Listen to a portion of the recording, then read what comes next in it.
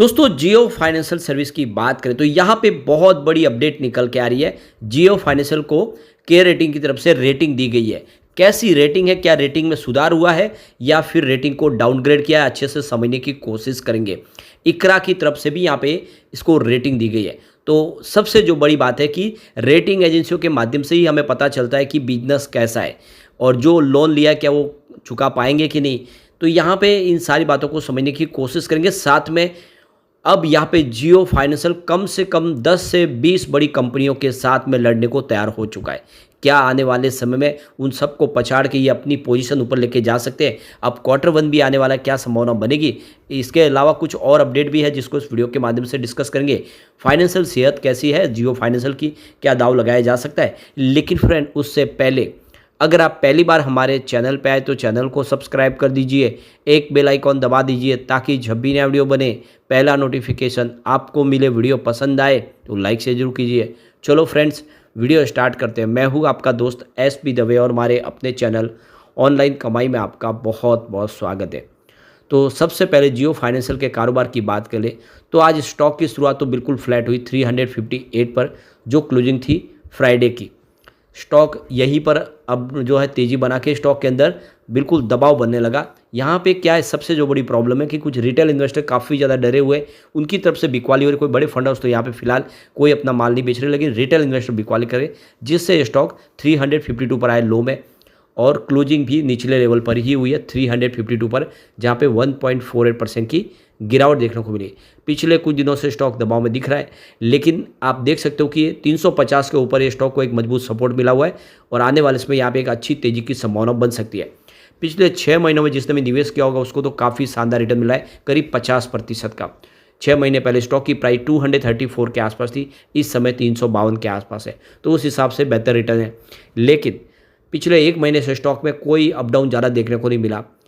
पिछले 1 महीने पहले इसकी 356 की प्राइस थी 3 जून को, और आज भी हमने हाई में 356 की प्राइस आसपास देखी है। यानी इस हिसाब से 0.93% की गिरावट जरूर है, लेकिन ओवरऑल देखें तो स्टॉक सीमित दायरे में ही ट्रेड कर रहा है, उसमें कोई अप डाउन ज़्यादा नहीं है। पिछले 5 दिन में भी देखें तो यहाँ पे 1.51% की गिरावट देखने को मिलेगी। स्टॉक 356 के आसपास ही था 25 जून को भी, तो ये क्लियरली दिख रहा है कि स्टॉक अभी बड़े ट्रिगर का इंतजार कर रहा है और जल्दी यहाँ पे एक अच्छी तेजी बन सकती है। अब यहाँ पे जो बड़ी गुड न्यूज़ निकल के आ रही है, केयर की तरफ से यहाँ पे जियो फाइनेंशियल को स्टेबल की रेटिंग दी गई है।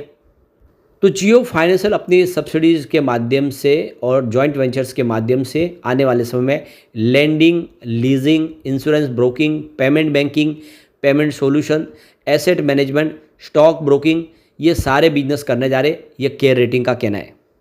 तो आज मंडे को देख सकते हो कि यहाँ पे केयर रेटिंग की तरफ से इसको रेटिंग दी गई है। तो यहाँ पे केयर ने इसकी AAA की रेटिंग दी है और आउटलुक स्टेबल रखा है। जो 4000 करोड़ रुपीज़ का लॉन्ग टर्म बैंक फैसिलिटीज़ है, तो यहाँ पे उसकी जो रेटिंग है वो काफ़ी अच्छी है। इसके अलावा जो शॉर्ट टर्म बैंक फैसिलिटीज़ है उसके ऊपर भी केयर की तरफ से AAA की रेटिंग दी गई है और आउटलुक स्टेबल रखा गया है। जियो फाइनेंशियल की तरफ से जो 3000 करोड़ रुपीज़ का जो नॉन कन्वर्टेबल डिबेंचर्स बॉन्ड्स यानी NCDS, उसके ऊपर केयर ने A+ की रेटिंग दी है। तो कुल मिला के काफ़ी अच्छी रेटिंग केयर की तरफ से दी गई है। रेटिंग एजेंसी का मानना है कि जियो फाइनेंशियल आने वाले समय में भी अपने बिजनेस में काफ़ी अच्छी संभावनाओं को देखकर आगे बढ़ सकते हैं और एक स्टेबल आउटलुक दिख रहा है, क्योंकि आने वाला जो शॉर्ट टर्म में भी अगर आप देखें तो बेहतर प्रदर्शन दिख रहा है और आने वाले समय में जो रिलायंस का मजबूत सपोर्ट है, इस वजह से बिजनेस तेज़ी से ग्रो कर सकता है और जो कंपनी जो बैंक फैसिलिटी है उसको चुका सकती है समय पे। यहाँ पे इकरा का कहना है कि कंपनी अपनी सब्सिडीज और जॉइंट वेंचर्स के माध्यम से जो आने वाले समय जो बिजनेस करेगी, जिसमें लैंडिंग का बिजनेस है, लीजिंग बिजनेस है, इंश्योरेंस ब्रोकिंग का बिजनेस है और payment banking business, payment solutions, asset management, stock broking के बिजनेस को काफ़ी अच्छे से आगे बढ़ा सकते हैं। रेटिंग एजेंसी का कहना है कि प्रमोटर मुकेश अंबानी ने अपनी स्टेक को बढ़ा दिया है। जो 45.8% थी डीमर्जर के वक्त, उसको बढ़ा के 47.12% किया है, जिससे इन्वेस्टर के बीच में एक भरोसा बना है, क्योंकि प्रमोटर खुद अपनी होल्डिंग को बढ़ा रहे हैं। यह एक शुभ संकेत है। रेटिंग एजेंसी को भरोसा है कि आने वाले समय में जितने भी फंड की जरूरत होगी वो कंपनी को मिल सकता है। ऑपरेशनल एक्टिविटीज़ में कोई कमी नहीं आएगी, बिजनेस आगे भी बढ़ सकता है और प्रॉफिट मेकिंग बिजनेस भी रह सकता है। आने वाले समय में जब ये सारे बिजनेस एक साथ शुरू होंगे तब कंपनी को बहुत सारा प्रॉफिट होगा, रेवेन्यू ज़बरदस्त बढ़ेगा। तो कुल मिला के रेटिंग एजेंसियाँ बहुत ज़्यादा उत्साहवर्धक है इस समय कंपनी को लेकर, और ये बहुत बड़ी इसके लिए गुड न्यूज़ है।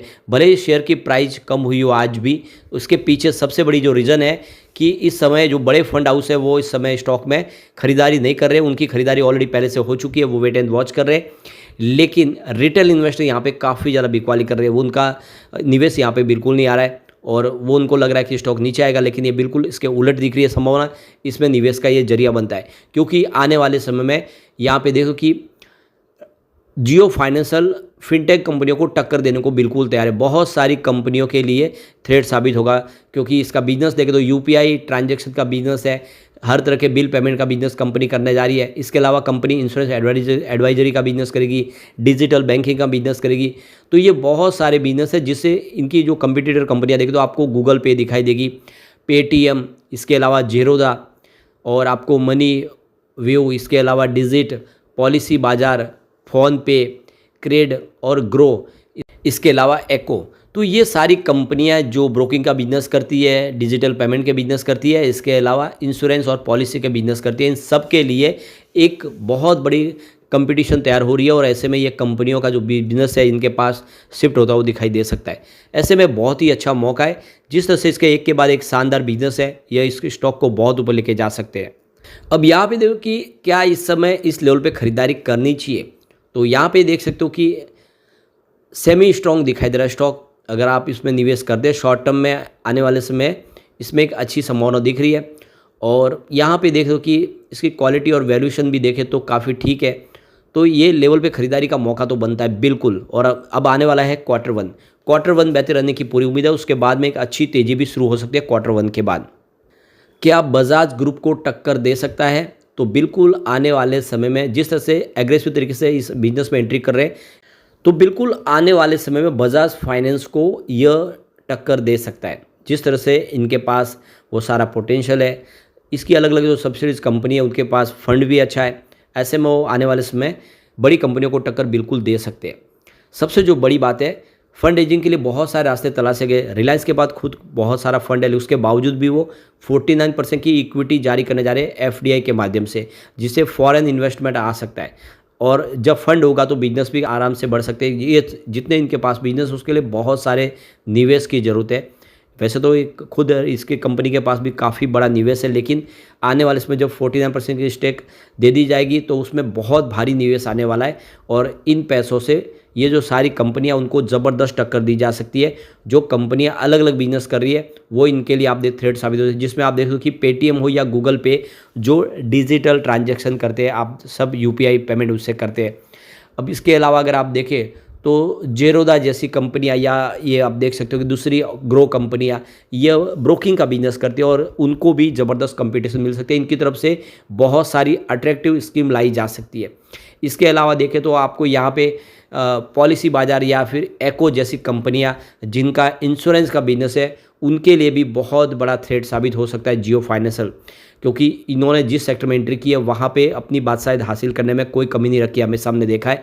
ऐसे में इसकी प्राइस बढ़ सकती है। तो बिना डरे लॉन्ग टर्म इन्वेस्टर के लिए अच्छा मौका है कि जियो फाइनेंशियल में निवेश करें, क्योंकि स्टॉक काफ़ी समय से आप देखो 350 के आसपास मिल रहा है, और ये एक तरह से मजबूत सपोर्ट भी है। आने वाले समय इसकी प्राइस डेफिनेटली बढ़ेगी, तो लॉन्ग टर्म इन्वेस्टर ये इस मौके का फ़ायदा उठा के निवेश कर सकते हैं। लेकिन फ्रेंड, कोई भी इन्वेस्टमेंट करने से पहले अपने फाइनेंशियल एडवाइजर्स वाले ले ले, या अपना खुद का रिसर्च करें, क्योंकि मैंने वीडियो आपके एजुकेशनल पर्पज़ के लिए ही बनाया। वीडियो पसंद आए तो लाइक शेयर जरूर कीजिए और चैनल को सब्सक्राइब कर दीजिए। Thank you friends.